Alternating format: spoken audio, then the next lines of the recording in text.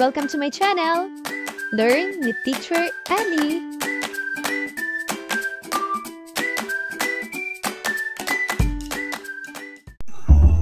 PPP ICT Grade 5 Quarter 1 Week 4 Day 1. Layunin: ang mga mag-aaral ay nakagagawa ng desktop publishing document gamit ang page design layout. Anong mga hamon ang iyong hinarap sa pag-format ng text at graphics sa iyong mga proyekto? Ngayon, matututuhan natin kung paanong epektibong mag-format ng text at graphics para lumikha ng mga publication na mukhang professional gamit ang MS Publisher software.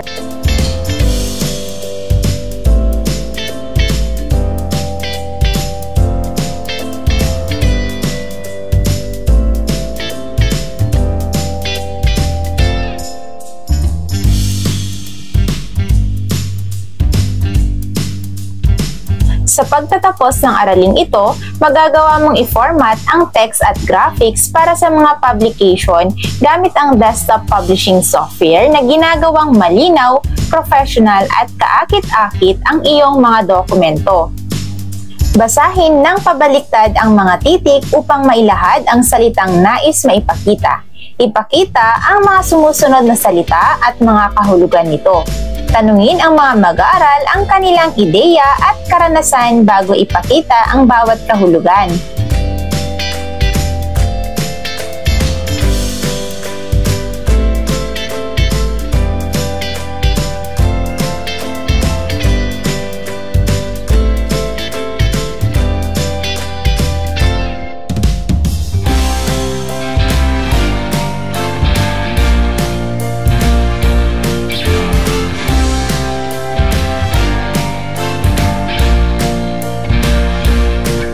Formatting text and graphics for publication. Maaaring bigyang diin ng na-format na teksto ang mahalagang impormasyon at makakatulong sa pag-aayos ng iyong epektibong publikasyon. Sa pagsasaayos ng font ng iyong teksto, kabilang ang laki, kulay at paglalagay ng mga espesyal na simbolo. Maaari mo ring ayusin ang pagkakahanay ng teksto upang baguhin kung paano ito ipinapakita sa pahina. Para mag-apply ng format sa teksto, una, sa ribbon, piliin ang Insert na tab, pagkatapos ay hanapin ang text group. Pangalawa, i-click ang command na Draw Text Box. Pangatlo, ang cursor ay magiging mga crosshair. Mag-click kahit saan sa iyong publication at i-drag ang iyong mouse upang gawin ang text box. Pang-apat, maaari ka ngayon magsimulang mag-type sa loob ng text box. Pang-lima, para baguhin ang font, i-highlight ang text at pumili ng naaayon na font, size, color at style para sa iyong dokumento.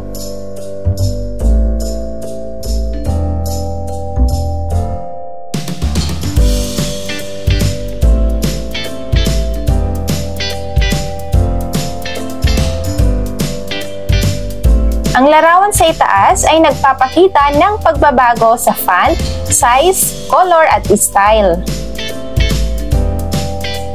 Tingnan ang ibinigay na sample layout or poster or flyer.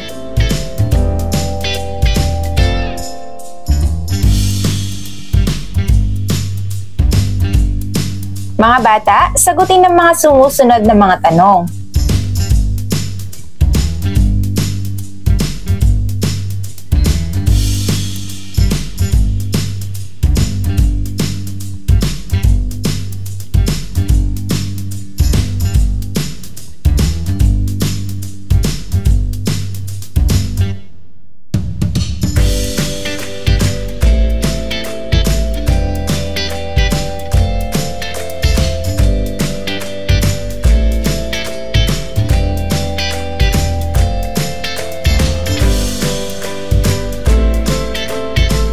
Ngayon naman, isulat ang T kung tama at F kung mali ang pahayag.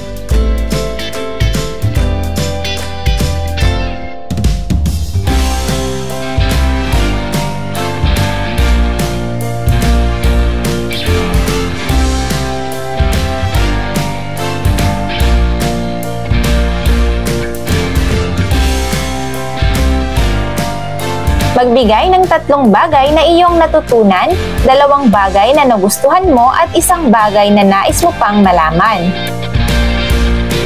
Basahin at unawain ang bawat pahayag. Piliin ang tamang sagot at isulat ito sa iyong sagutang papel.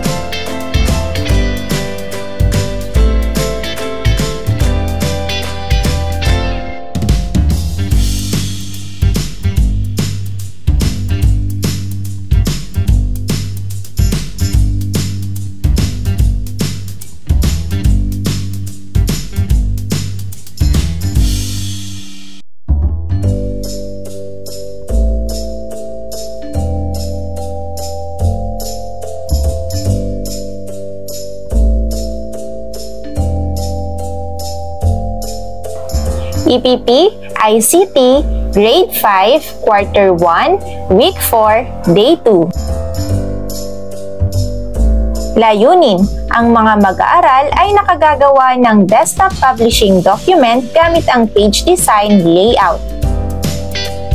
Mahusay kayo sa inyong mga nakaraang output. Napansin kong marami sa inyo ang may magandang simula sa pangunahing pag-format. Dagdagan pa natin ang mga kasanayang iyon sa pamamagitan ng pag-aaral ng mga advanced na diskarte sa pag-format para sa text at graphics.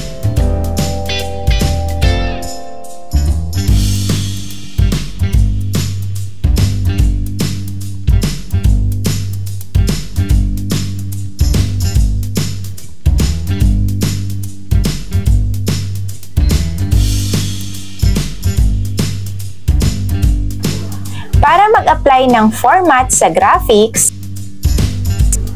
ang mga larawan ay isang mahusay na paraan upang magdagdag ng visual na interes sa iyong publikasyon. Depende sa uri ng publikasyon na iyong ginagawa.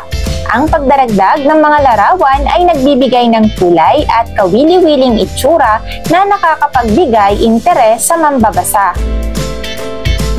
Una, piliin ang Insert na tab pagkatapos ay hanapin ang Illustration Group. Pangalawa, i-click ang Picture command.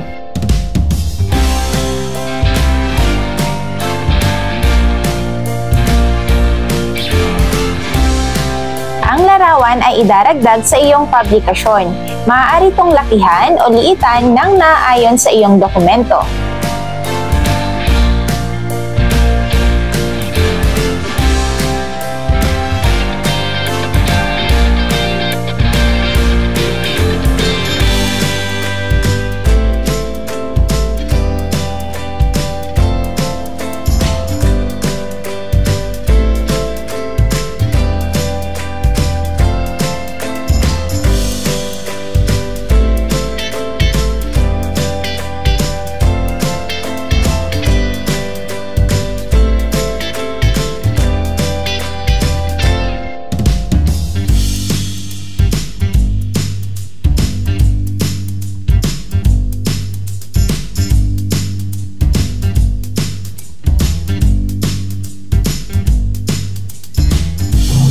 Hahatiin ang mga mag-aaral sa 2 pangkat, kung saan ang bawat pangkat ay magkakaroon ng sariling gawain na nakasaad sa ibaba.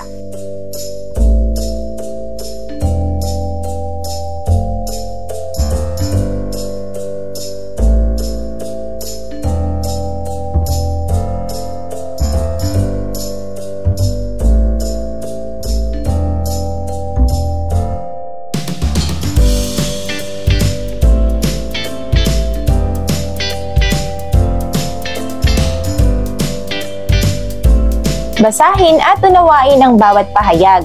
Piliin ang tamang sagot at isulat ito sa iyong sagutang papel.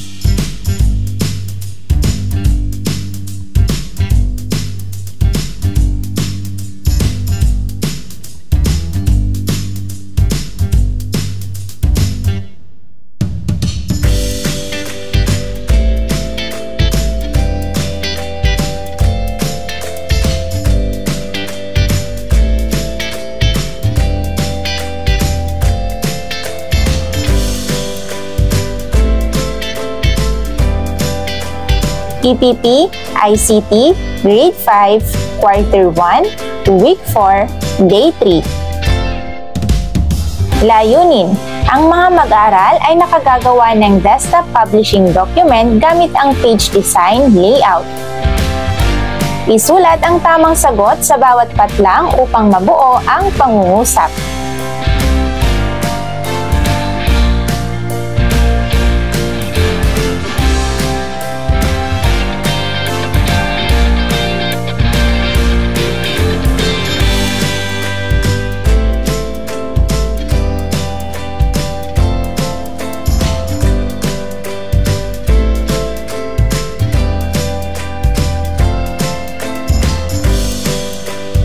Ngayon naman mga bata, sagutin ang mga sumusunod na tanong.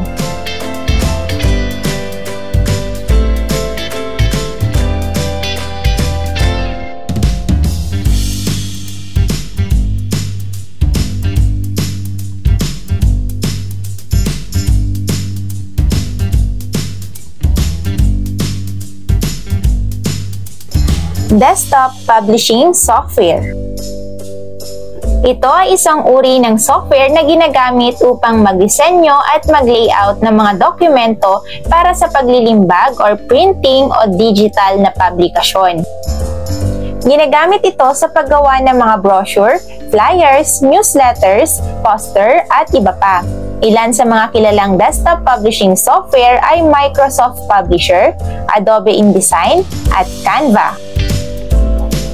Formatting text and graphics for publication. Ang formatting ay ang proseso ng pag-aayos ng teksto at larawan upang maging maayos, malinaw at kaaya-ayang tingnan ang isang publikasyon.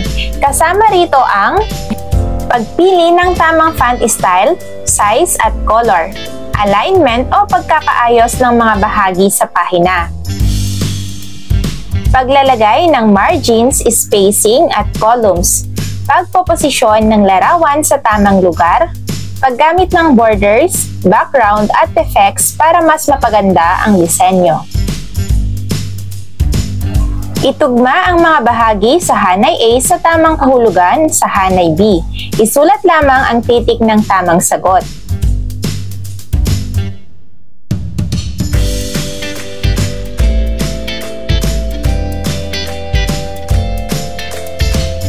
Tingnan ang larawan ng isang simpleng newsletter.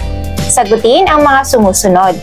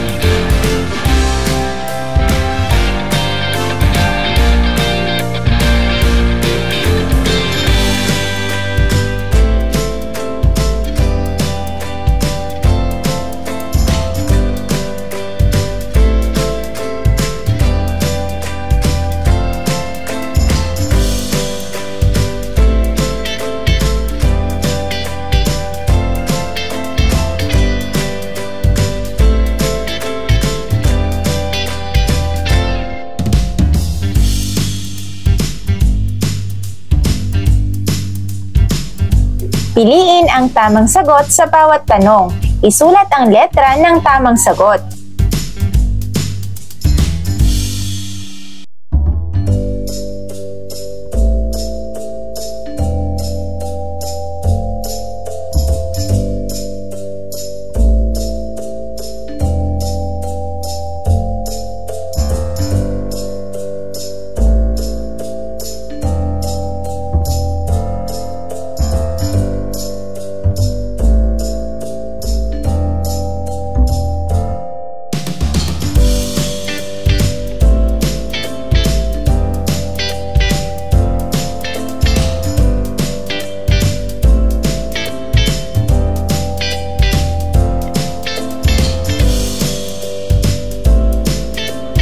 EPP, ICT, Grade 5, Quarter 1, Week 4, Day 4. Layunin. Ang mga mag-aaral ay nakagagawa ng desktop publishing document gamit ang page design layout. Basahin ang maikling impormasyon sa ibaba. Ayusin ang format nito sa loob ng isang page gamit ang desktop publishing software. Gamitin ang tamang font alignment, spacing, larawan at border.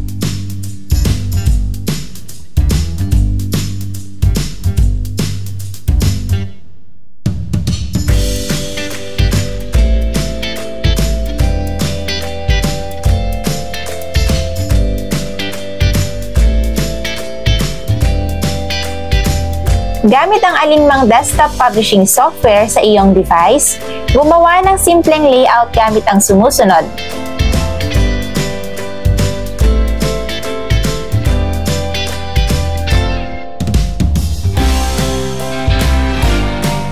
Formatting ng teksto. Ang pag-format ng teksto ay hindi lamang pagpapaganda, kundi paraan upang mapadali ang pagbabasa at pag-unawa ng impormasyon. Kasama rito ang font style. Pumili ng angkop na typeface. Halimbawa, Arial para sa simple, Times New Roman para sa formal. Font size. Iba-ibang laki para sa pamagat, subheading at katawan ng teksto. Bold, italic, underline. Ginagamit para bigyang diin ang mahalagang bahagi. Alignment. Kaliwa, gitna, kanan o justified para sa organisadong itsura. Line spacing at paragraph spacing para hindi magsiksikan ang mga linya at talata. Bullets at numbering para malinaw ang pagkakasunod-sunod ng impormasyon. Drop caps o initial caps, malaking unang letra sa simula ng talata para mas artistiko. Gamit ang alinmang desktop publishing software, gumawa ng isang pahinang poster o flyer na may sumusunod.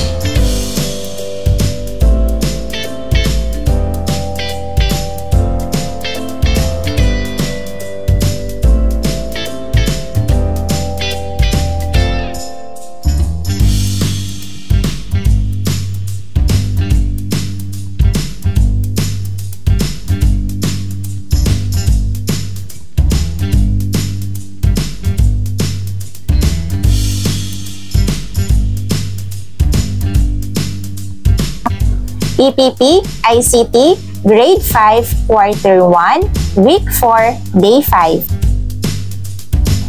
Layunin.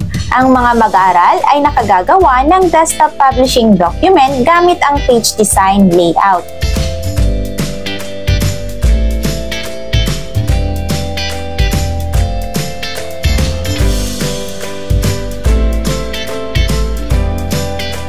Basahin ang sitwasyon at sagutin ang tanong sa ibaba.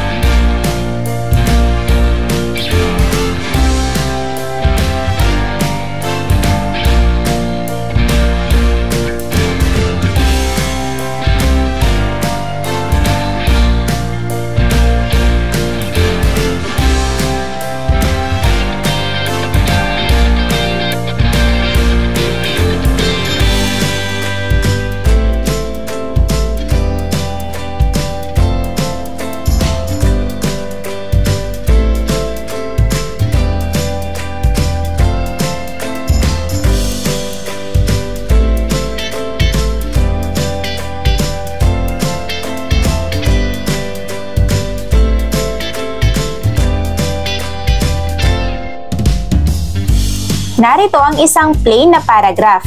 Kopyahin ito sa iyong desktop publishing tool at i-format ayon sa mga tagubilin sa ibaba.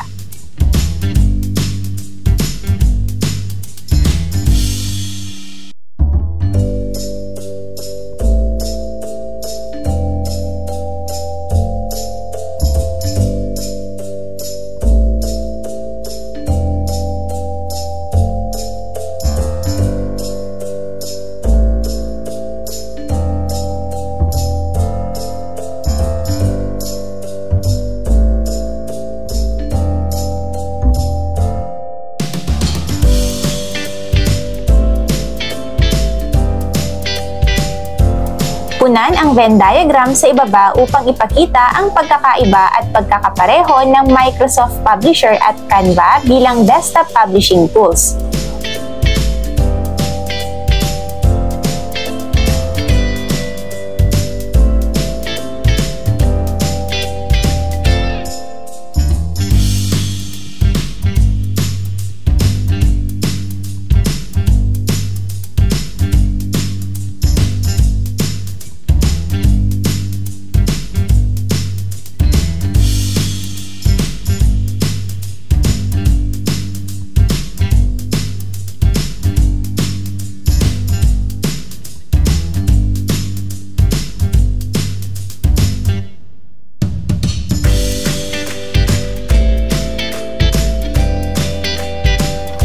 Isaayos ang mga hakbang sa pag-format ng isang dokumento. Isulat ang tamang pagkakasunod-sunod mula 1 hanggang 5.